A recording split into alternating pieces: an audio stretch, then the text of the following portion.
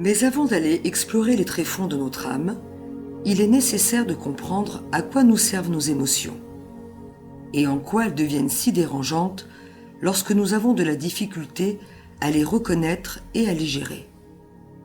Car elles sont les déclics de nos pensées et nos pensées sont les déclics de nos comportements. Il existe 6 émotions primaires, universelles, qui s'expriment de la même manière sur nos visages, quelle que soit notre culture. La peur, la joie, la colère, la tristesse, la surprise et le dégoût. Les émotions qui en découlent sont appelées émotions composites ou secondaires, comme la honte, la culpabilité, l'anxiété et bien d'autres encore. Comprendre comment s'enclenchent nos émotions en acceptant d'aller écouter ce qu'elles nous disent, c'est apprendre à vivre avec elles en harmonie, car nous sommes des êtres de nature émotionnelle. Et sans elles, nous ne pourrions jouir d'un jugement cohérent. Ne pas ressentir ou écouter nos émotions peut ainsi nous faire prendre des décisions dangereuses pour notre vie, car nos capacités de jugement sont altérées.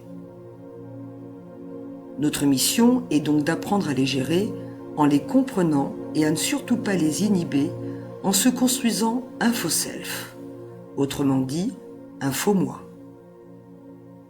Combien paraissent détendus, dans la gestion de tout le temps, alors qu'au fond d'eux-mêmes s'agit d'une anxiété permanente qui ne peut échapper à ceux qui savent voir et ressentir.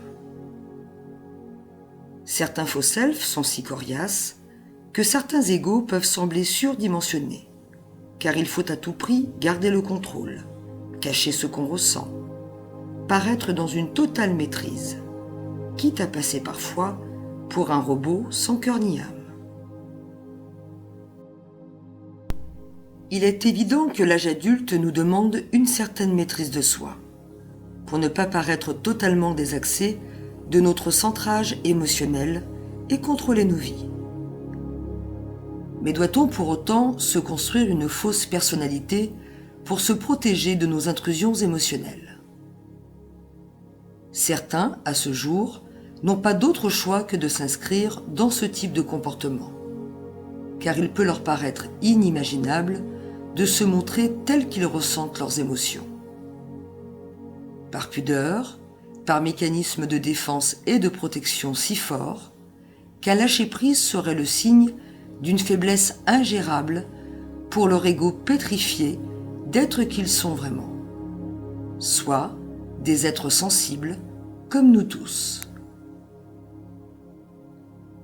Prendre conscience de ce phénomène, c'est déjà s'autoriser à ne plus voir les émotions comme nos pires ennemis, mais comme des alliés. Les émotions ne font que nous traverser. Elles sont d'intensité variable selon l'importance que nous leur attachons.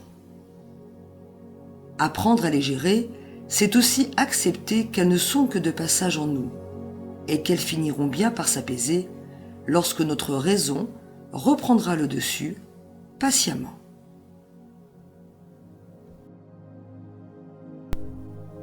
Si malgré cette prise de hauteur, vous constatez que certaines émotions sont persistantes et récurrentes, je vous encourage à réfléchir sur leur fondement. Que vous racontent-elles au juste ? Qu'est-ce qui n'arrive pas à lâcher en vous au point de vous infliger ces incessantes ruminations ? Faire cet état des lieux vous sera utile pour apprendre à lâcher prise, sans quoi vous continuerez à alimenter les mêmes ressentis négatifs qui affaiblissent votre bien-être.